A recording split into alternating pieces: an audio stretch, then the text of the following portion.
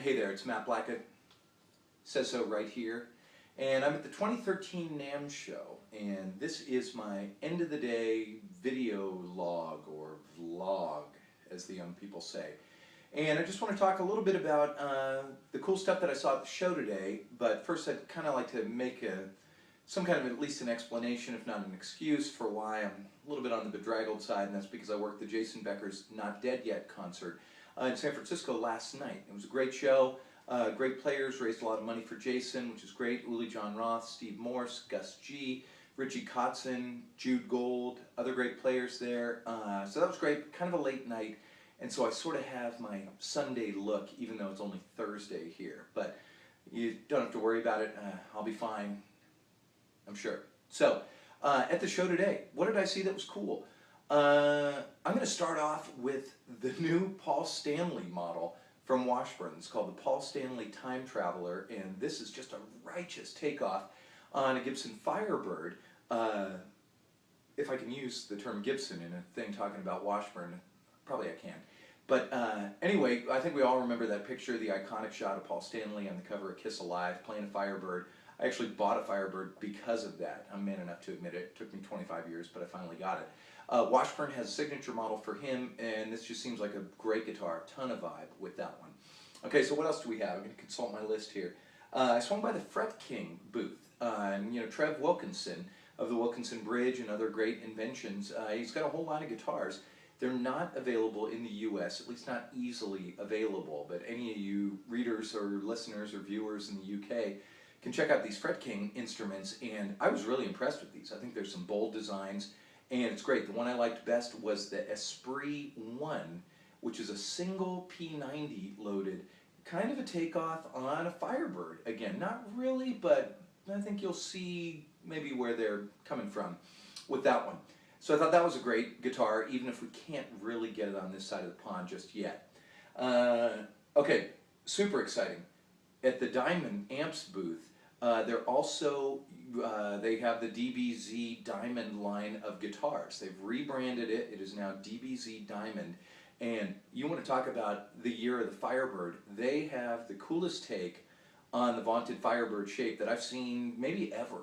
And it's called the Hailfire from DBZ Diamond.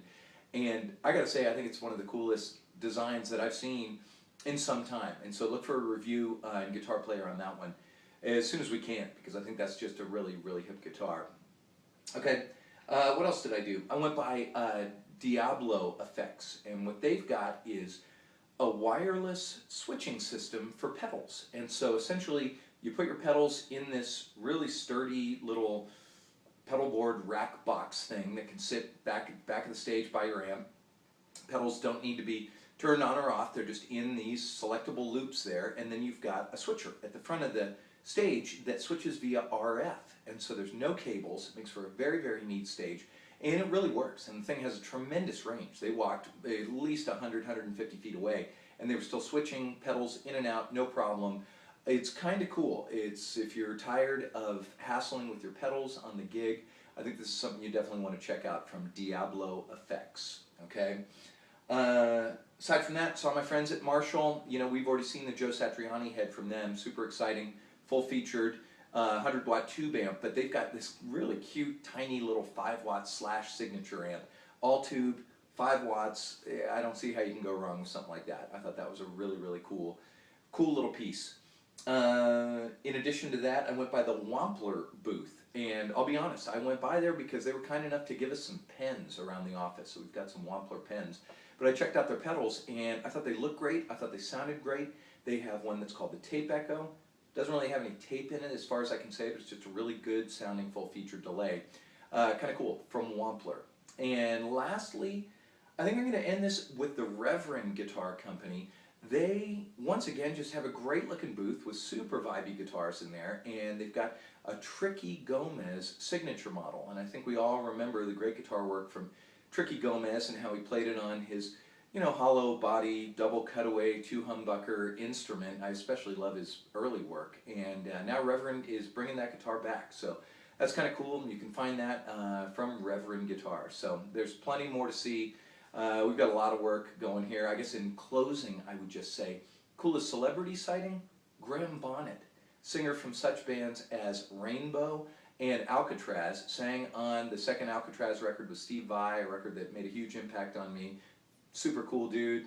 That was great. I got to admit, I really enjoyed that one. So stay tuned. There will be more, and there you go, from NAMM 2013.